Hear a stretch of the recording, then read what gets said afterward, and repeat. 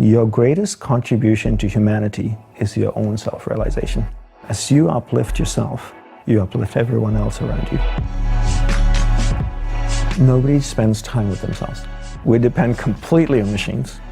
We plug ourselves with a whole bunch of things to measure data, to see this, to see that. Why don't you just get rid of all that stuff and get to know your body, get to know your mind? If you don't spend any time doing that, how would you know what you want in life? We all want to be happy. Happiness should never be pursued, but rather pursue a lifestyle where the byproduct of that lifestyle results in happiness. I do that by being concentrated. Concentration is at the very core of all human endeavors and success, so that you can truly enjoy every experience in your life and be present. Young kids these days can only concentrate for a length of 7 seconds. How do you expect to solve problems in the world if your attention span is only 7 seconds? Why are we ignoring the environment? Because people are selfish. We have the most beautiful planet in the known galaxy, and yet we don't take care of it. Are we dumb or are we dumb? The way to start is to uplift human consciousness. When you wake up in the morning, ask yourself, how can I make a difference in the world today? We all need to help each other because we can't get through it alone.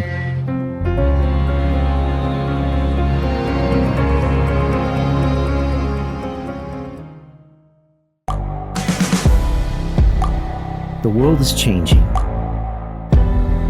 Inspiration is everywhere.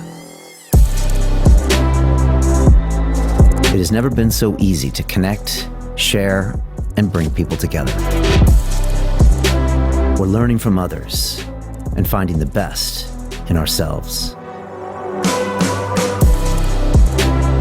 Challenging our beliefs. Sharing our vulnerability. Overcoming our fears. Transforming ourselves so we can transform the world. How far can we go? This is London Real. I am Brian Rose. My guest today is...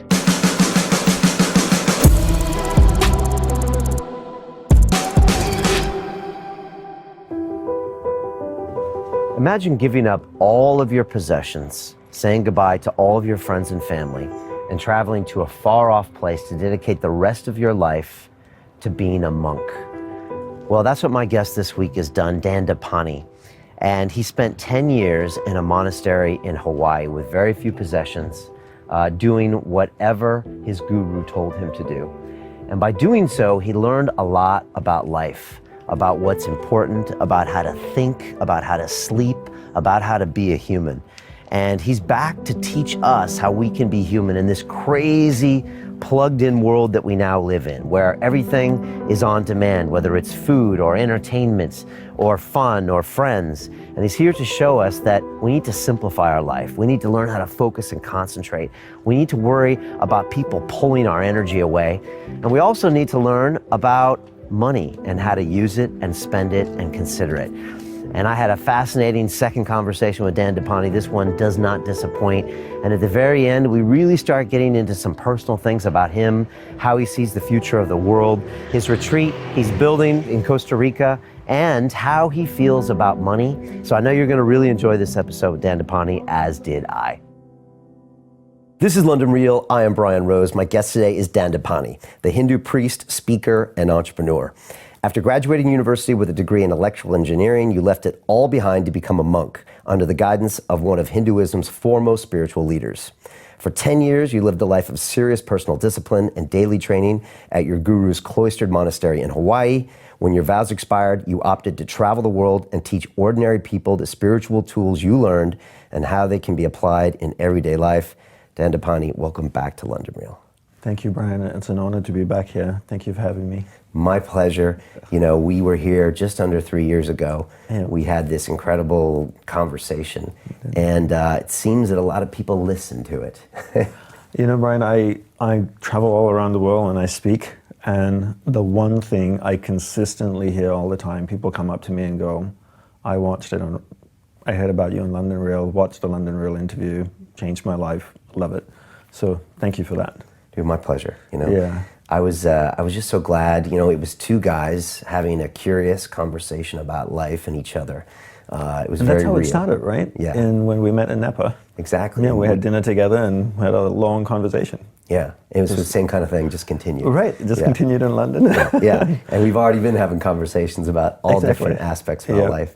And so I'd love today to just kind of continue where we left off and catch up a little bit. And I might rant a little bit too. Good. That's okay. I love the rants. I might rant a little bit too. I think we need to, and I want to cover a bunch of things today. Yeah, so for sure.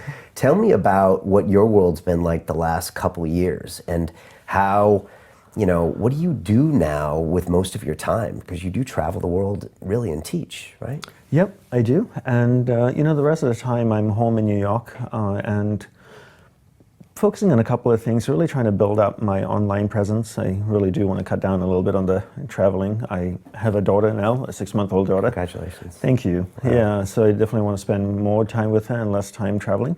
So I've been building up my online presence, building an app, and we're going to launch that hopefully in a month or so.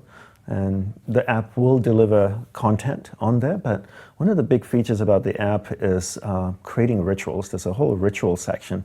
Because when I lived as a monk, it was all about rituals throughout the day, right? And a lot of times I think people have this misconception that, if you practice something in the morning, people say to me, Dandapani, if I practice meditation for 10 minutes every morning, is that going to affect my life? And be like, yes, but what are you doing the remaining 23 hours and 50 minutes? If you're doing things that counteract what you're doing in the morning, then it doesn't help. If you exercise for 10 minutes in the morning and the rest of the day you're eating, fish and chips and drinking beer and pizza, laying on the couch, it's not going to help. So the whole app is about helping people create rituals throughout the day. The same way that I have rituals in my life, and as a monk I was trained to have rituals. So I've been really focusing on that and creating proper content. Written my first book, have a draft. Just finished it last Thursday, so okay, congrats. Yeah, so we're going to get that published hopefully sometime this year. Okay. And then our project in Costa Rica where we're building a retreat center.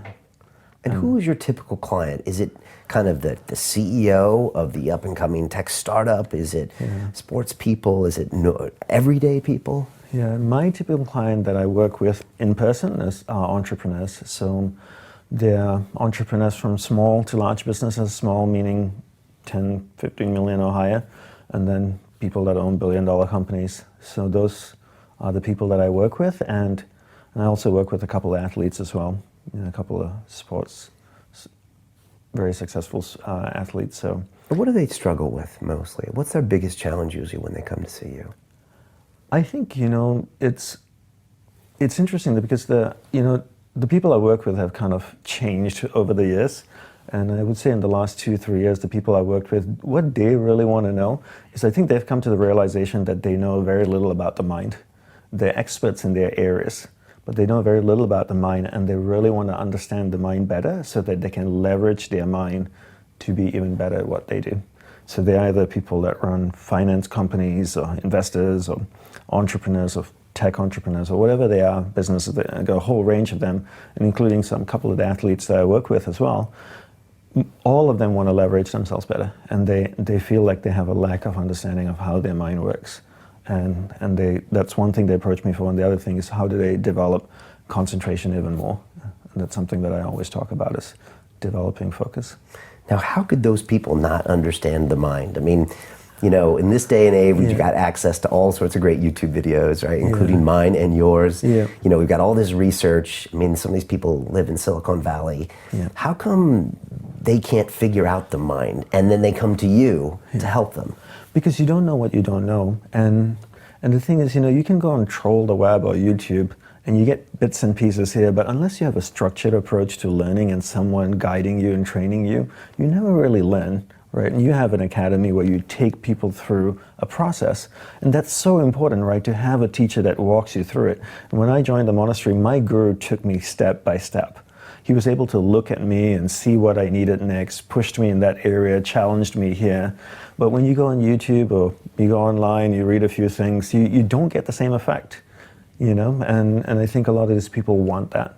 They want me to work with them and push them and highlight little things about their mind so they can have that conversation with me and really refine it. And that's really what they're looking for.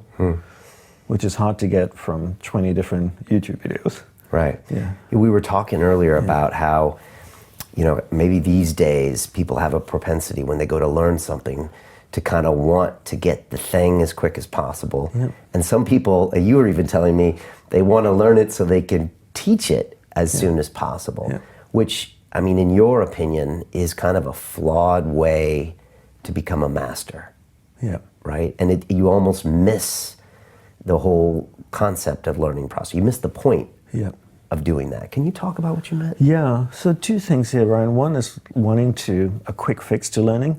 I spoke yesterday in Munich to a group of entrepreneurs, and we had a private fireside chat. I've been working with them for about 7 years, and so we had, there was about 15 of them in the room. We had a little fireplace. We were chatting, diving deep into some of the content they'd been learning with me.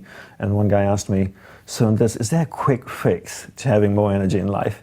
I'm like, there's no quick fix in life. That's the first thing you have to understand.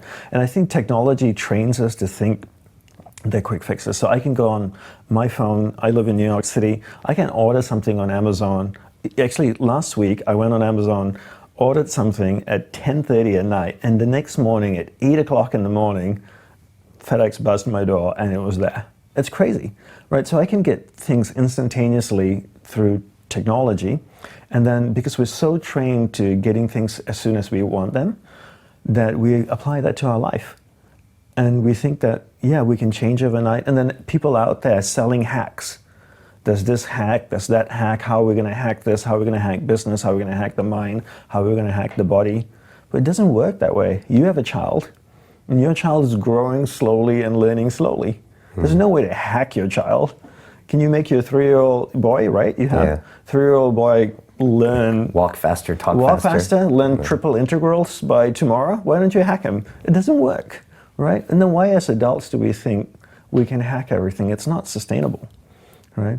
And then the other thing about being a teacher is that, that's another thing that's being sold out there. Besides hacking, it's like, let me certify you to be a yoga teacher. Let me certify you to be a life coach. I know you're 19 years old and you've never had any experiences in life, nor have you achieved anything that pushed you beyond the limits of your imagination, but let me certify you as a life coach after a 3-day weekend program.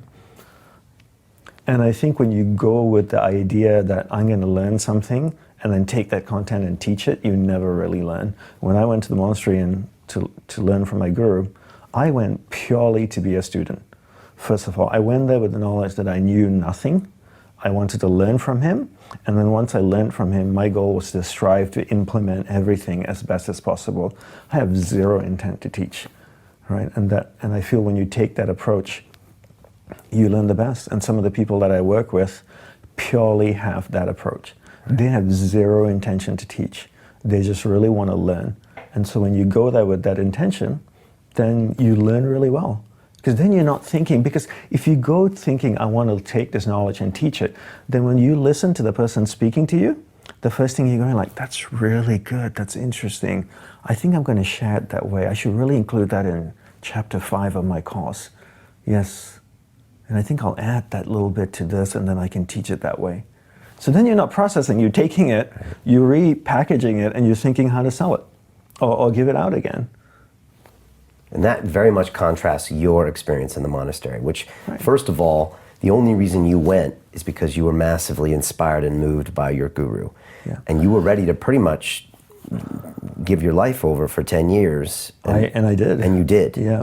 And even for 2 years, he made you wait until you could come. Right. And so first of all, you had a teacher that you chose as someone who pretty much lived the whole life and walked the walk. He completely did. Right. Yeah. And then he made me wait, and he gave me so many challenges and tests along the way to see how serious I was as a student.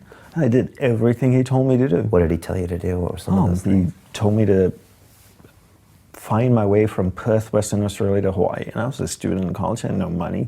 So I went and got a job washing dishes in an airport, literally plane loads of dishes.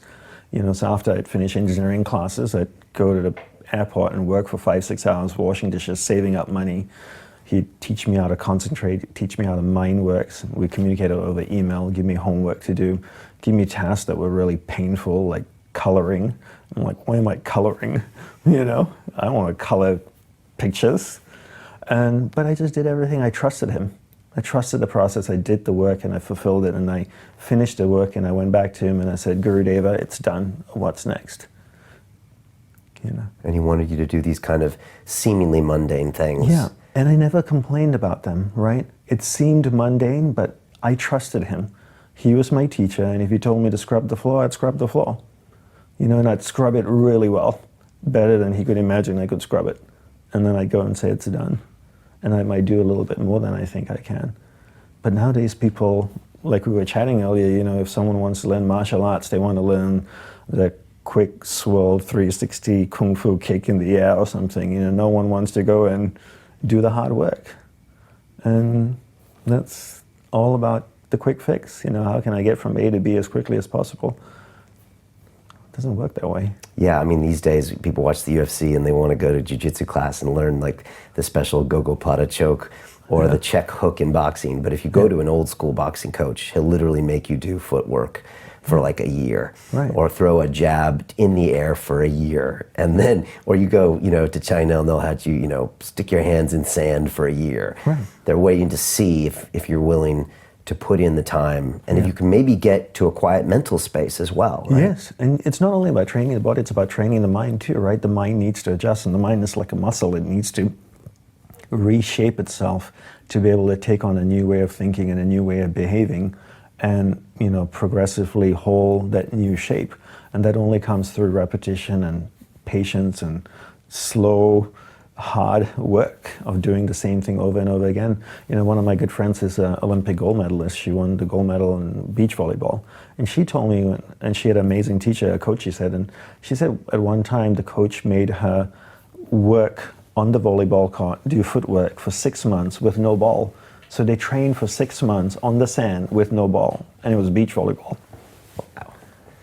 And, you know, she did whatever her coach told her to do. She said she grumbled, but she did it. But that's the training that most people just don't want to go through, you know, and I think so many teachers out there are selling quick fixes, and because they have never been trained themselves properly, so they've got a quick fix learning to get from A to B, so then they go and teach a quick way to get from A to B. You know, they don't understand this old traditional path of slowly learning and developing yourself over a period of time is what really creates mastery in a certain level. In the monastery, living a celibate life in a cloistered monastery, away from your family, friends, your relatives, you know, waking up early in the morning, strict discipline and training, eating 3 meals a day, it takes 36 years before you're qualified as a teacher. 36 years. So if I lived only 10 years, I'm not even anywhere close to that. And I'm still a student. Wow. Yeah. Tell me about this process of going to the monastery and being the monk, and, you know, what you learned kind of in retrospect by doing that whole process, you know, by separating from the world, and then those first few years. Because, you know, in our previous conversation, you know, you were talking about how it was very difficult stripping yourself away from all of these kind of worldly comforts and routines you had gotten used to. But then by doing so, it got your brain into a different space. And I think that's why people seek you out, because you come at things from a different angle and from a different perspective. And you're the first one to say, I'm not the guru, but you see things differently that we don't, because we didn't have to kind of sacrifice, I guess, in that way. And, you know, I think the biggest thing for me is that I had such an amazing teacher. And, you know, my guru trained me remotely before I joined the monastery. And then when the first 3 years I lived with him, he trained me intensely. And unfortunately, he died 3 years after I joined, so I stayed for 7 more years. But in the 3 years that I was with him, he personally worked with me and really broke me, so to speak, broke all the patterns. And I'm not saying all the patterns, but definitely a great deal of them. And then helped me to recreate new patterns in my mind, and really taught me about my mind and how it works. And he showed and gave me tools. Right, he gave me enough homework that I could reincarnate for the next 5 more lives, and I still would struggle to accomplish all the work he's given me. What kind of tools was he doing, and how was he breaking you? By challenging me. So, for example, And you're 23 at the time. Yeah, 23 and a half. Just came from Perth. Yep. And now you're giving the next 10 years of your life to this. Well, I went in there for life. I never thought I would leave. My intention was to be a monk my whole life. I had no plans to leave, not be a monk, never. So after he died, 3 years later, it was a really difficult time for the monastery. There was only 27 monks, and everybody, 2 generations of monks, and everybody came there because of him. They were seeking self-realization, or they wanted to serve, but because of him, they joined that particular monastery to be his students. So in the 52 years of teaching, he had just 27 monks with him that he knew intimately, that he trained. And when he died, it was a great loss and a real difficult period. And I think within 2 years, we lost about 8 or 9 monks left. And, I stayed 7 more years, and I felt that, our paths weren't as aligned as it was before. So my vows expired, and I chose to leave. But I had no intention ever of wanting to leave the monastery. I would be, if he was alive, I'd still be there as a monk, for sure. Wow. So it wasn't that I went in there, I was going to do 10 years and then leave and go travel and teach. That was never my intention. Okay. Yeah. But so when I left, I was like, I had to do something now. Right. Yeah. And so those first few years, he kind of goes to break you. Yeah, and it's really about, he's able to, because he only had a few students, and he always wanted a few students so that he could understand you, right? If you have 20,000 students, you can't get to know them. But if you have 27, you can know each one intimately. So he got to know me, he got to understand me, he got to see my habits, my weaknesses. One thing, that he worked with me is to really teach me to be non-attached. So one way, all the monks lived in a hut that was 10 feet by 10 feet by 10 feet tall. So 4 walls, 2 windows, a door, just a futon mattress, a pillow, a blanket, and an oil lamp. No toilet, no electricity, no plumbing, nothing in there. And that was the big hut. Right, so 3 meters by 3 meters, that was considered the big hut. And I lived in one for a few months, and then he would move me to another place. He'd move me to an office, and he says, I want you to sleep here in the meeting room. And I'm like, okay. So I rolled up my futon mattress, and I went and slept in the meeting room. And I remember a giant centipede, like about 8 inches, falling from the air conditioning. I'd sleep under the air conditioning vent because it was Hawaii, it was warm, and wanted to be a little bit cool. I remember one fell on my chest and ran across my body, And so I'm just sleeping in the meeting room, and then I'd be there for a month with nowhere to put my stuff. I'd tuck it under a table somewhere, whatever clothes I had, robes I had. And then he'd move me into another little closet somewhere, in a little storeroom, and make me sleep in the storeroom. And then he would move me to a hut in the forest, which was only 3 feet wide and maybe 7 feet deep. And it was a metal sheet that was nailed on one side and folded across and nailed on the other side. So imagine a cylinder that's cut in half lengthwise. So if I sat in there on my butt, I'd have maybe about 3 inches between my head and the top of the roof. Wow. And I could crawl in and lay in it, but I couldn't sit up in it. I could sit cross-legged in it. And I stayed in there for a few months. And he just kept moving me every few weeks. That one I stayed 6 months, and then he'd move me somewhere else and move me.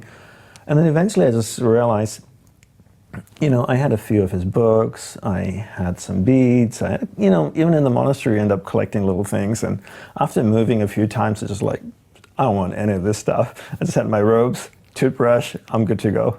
And then he stopped moving me. He was teaching you. Yes.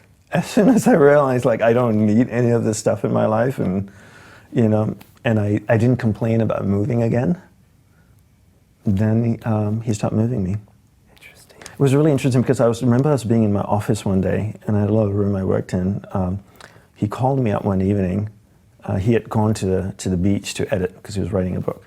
He was driving back with a couple of monks. He called me up. It was about 6-something at night, and he says, Dandapani, I want you to move to the wind bell for us. And that's where that little hut was on stilts, but that was 3 feet high. And I said, oh, okay, Gurudeva, I'll move there tomorrow morning. And for him, there was no tomorrow. Everything is now. No, you can move there now. And it was already getting dark outside, and there's no freaking lights in the forest. And I said, it's getting dark outside. And he goes, but you have a flashlight, don't you? And I said, yes, I do. And I just hung up the phone on him and, grabbed my flashlight ran to my current hut, grabbed all my stuff, and I went into this forest.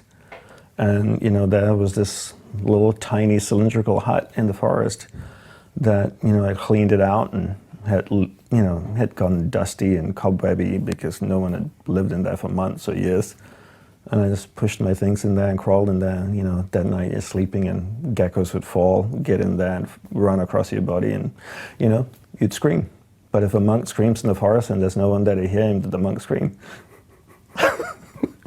That's a good question. It's a good question, right? So yeah, he's teaching you to also kind of disassociate from your body and your own comforts. And your own comforts, right? You get used to being comfortable.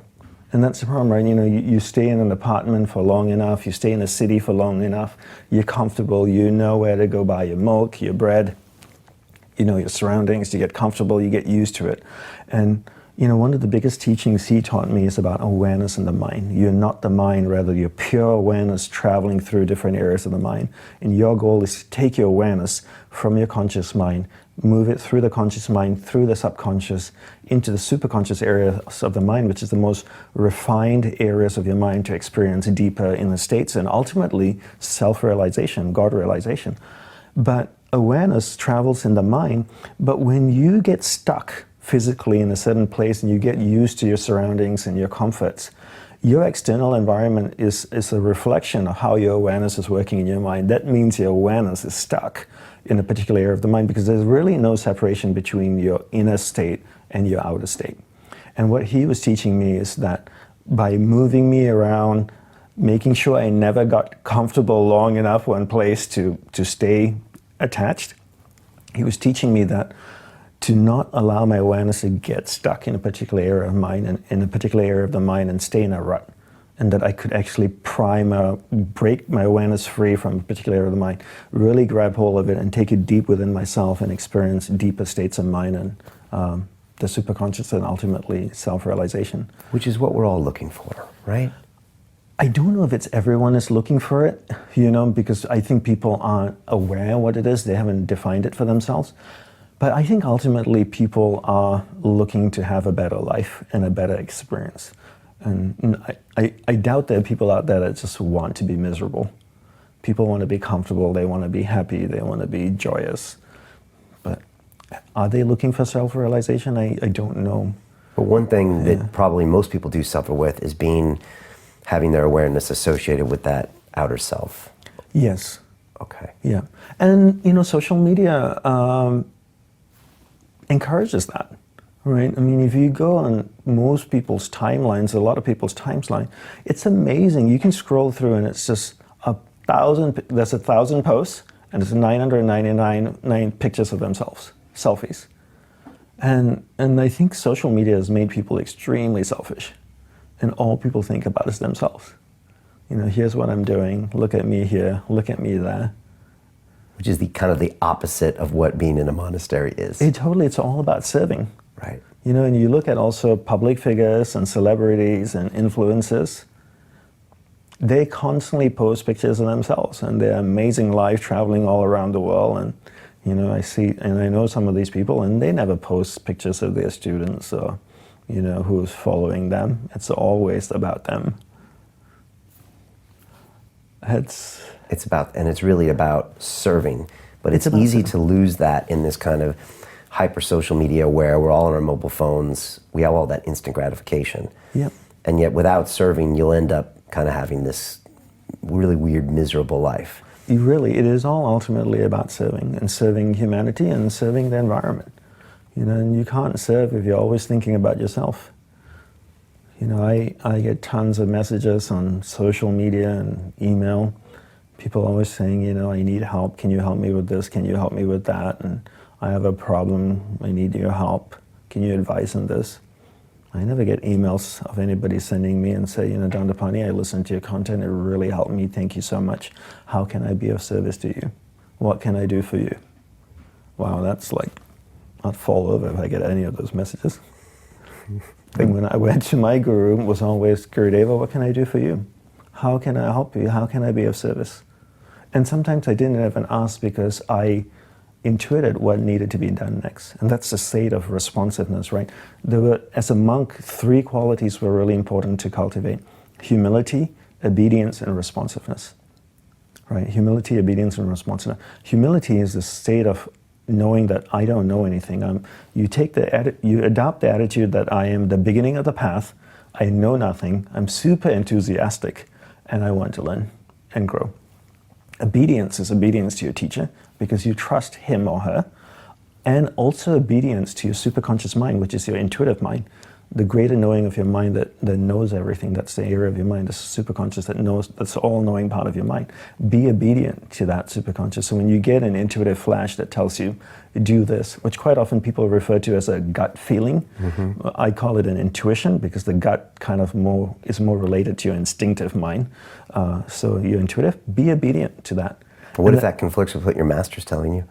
It doesn't, because, I mean, if you have a good teacher, right? If you have a good teacher, then the teacher is also working from an intuitive state of mind, and that shouldn't conflict. And I never found a conflict with my teacher. Right, and you just didn't want to go sleep with the bugs, but you knew that there was no intuitive issue with that. Yeah, there was no. It was my intellect that was pushing back and my instinctive. So if you broke the mind down to 3 parts, you would say there's the instinctive, the intellect, and the intuitive.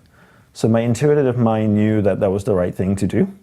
The intellect was saying like, it's getting dark outside, you know, I have to walk through the forest, can we do it in the morning? That's the intellect, it's reasoning. And the instinctive mind just said, no, I'm afraid to go live in the forest because some animal's gonna come eat me at night.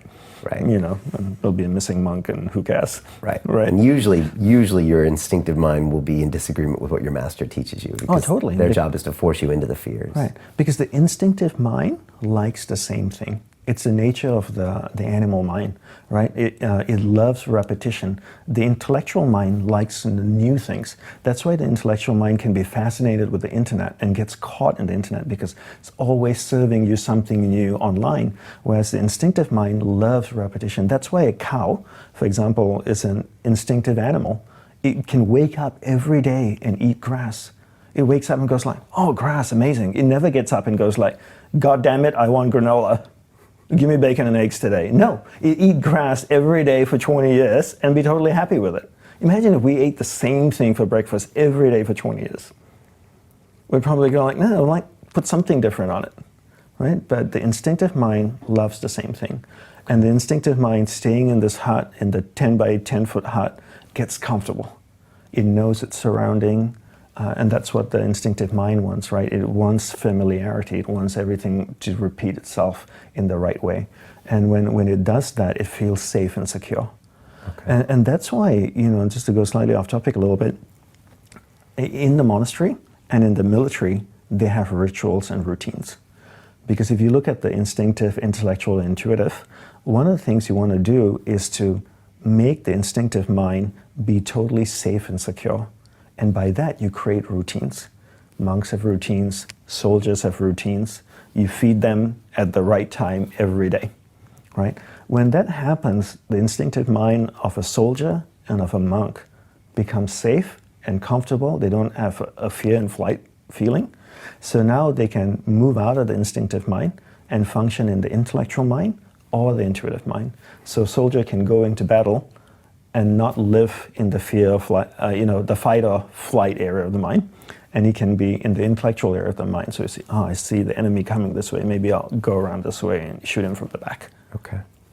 Right? Because if not, he's in the instinctive mind. He'll go, I'm going to fight or I'm going to run. And by creating routines and rituals, you make the instinctive mind feel secure and calm. Okay.